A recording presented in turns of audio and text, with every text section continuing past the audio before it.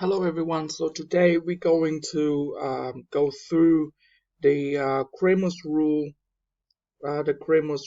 for 3 by 3. In a previous video, I covered Cramer's rule for 2 by 2.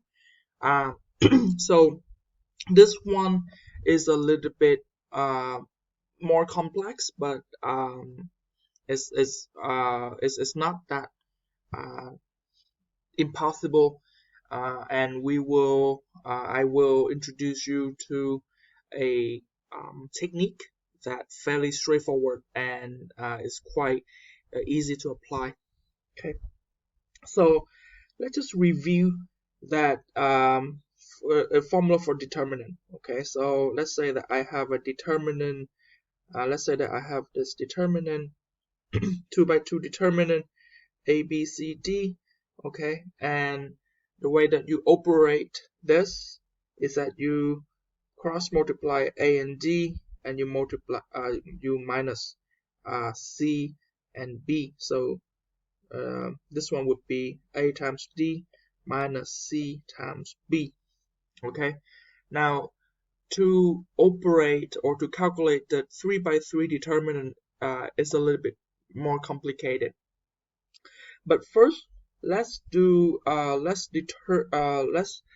find out the correct form for the determinants. Okay, so let's say that we have a system of linear equations, and this is 3 by 3.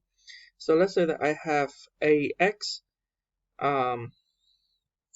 plus by plus cz equal to e. Okay, dx plus fy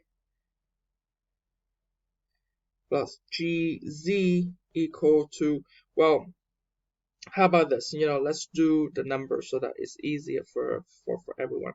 So let's say that we have a1x plus b1y plus c1z equal to, say, e. A2x plus b2y plus c2z equal to f, and a3x plus b3y plus c3z equal to efg. Okay, so we have this. All right, so we have the variables x, we have variable y and z. Okay, e, f, g are constants. Okay, so we have a1, a2, a3, b1, b2, b3, c1, c2, c3 are the coefficients of the system. Okay, so to find d, okay, d, now this is 3 by 3, so we have 3 rows and 3 columns. Okay, so for this one, for the first column, okay, I would have all of the coefficient for x. So I would have a1 here, a2, a3. Okay, and the second column will be all the coefficient for y. The third column, all the coefficient for z. So we have, for second column, we have b1, b2, b3, and this one c1, c2, c3. Fairly straightforward, exactly similar to the 2 by 2 determinant. Now, dx is a little bit different, but if you watch my video on the 2 by 2 Cramer's rule, it would be very straightforward, the same. So the same with, let's say we have the x, okay, column for x, because this is dx, right? Because this is dx, so the column for x will be replaced by, we call e, f, and g constants. All right, now y and z, we're not going to change anything with y and z, so we will rewrite it b1, b2, b3, and c1, c2, c3. All right, so now I want to pause the video and you guys are going to complete this. You guys are going to complete this determinant for dy and dz, and we'll come back and check with this later. Okay, so welcome back. I hope that you all get the same answer as mine. So for the dy here, the y column, we would replace the y coefficient with the EFG, which is a constant, and for dz here, we would replace the z columns with the constant EFG, like this. Okay, and similarly, like Cramer's rule for 2 by 2, we would have x would be equal to dx divided by d, and we have y equal to dy divided by d. Z would be equal to dz divided by d. Okay. So let's examine this example. Okay. So we have a 3 by 3, the system of linear equations, so system of 3 linear equations, and I'm going to solve this by using determinants. Okay. So at first I have to find the determinant d. So d here would be equal to, let's identify the correct determinant first before we move on into the problem of how to solve these determinants. Okay, so let's say that for the d here, I have we would have the correct columns for x and y and z. Okay, so in this case we have the column for x would be the coefficient for the x column here.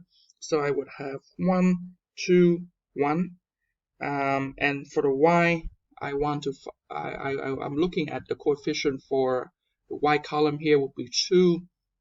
Now here, similar to this part, that there's no number here, we assume that there's number 1 here, and then this one is -2. Remember that there's a sign here.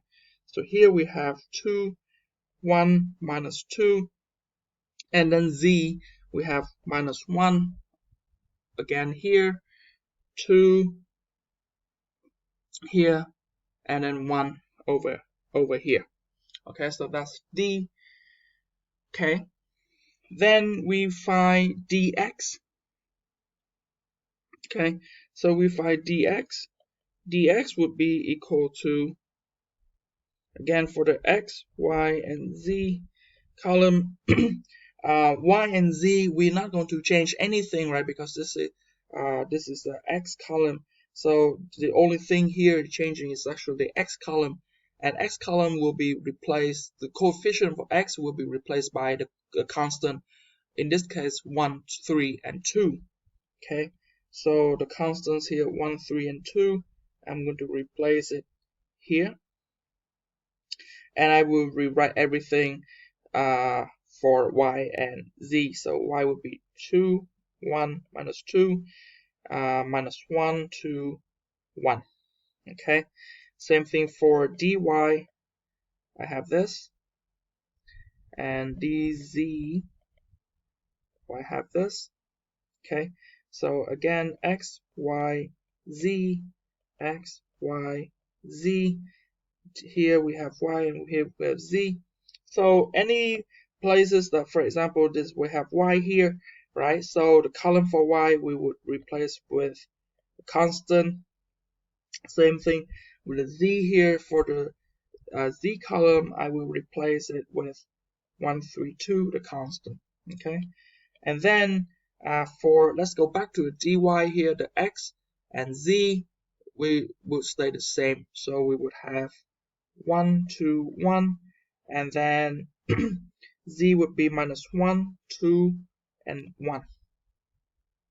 Okay. For the dz, I have the same 1, 2, 1, and y would be equal to what? 2, 1, -2. 2, 1, -2. Now, we're going to stop here. The goal of this video is for you to establish the correct determinant for the Cramer's rule 3 by 3. Now in our next video, I'm going to show you how to calculate this determinant, this type of determinants. Now there are two ways of solving this. Well, actually there's multiple ways of doing this, but I will show you the easiest way first. Okay, and I prefer that way because it helps you to stay on track of your calculation and also avoid a lot of unnecessary mistakes. So I'll show that method to you first in the next video, and then if we have time, I'll show you a couple more methods for the Cramer's rule. Okay.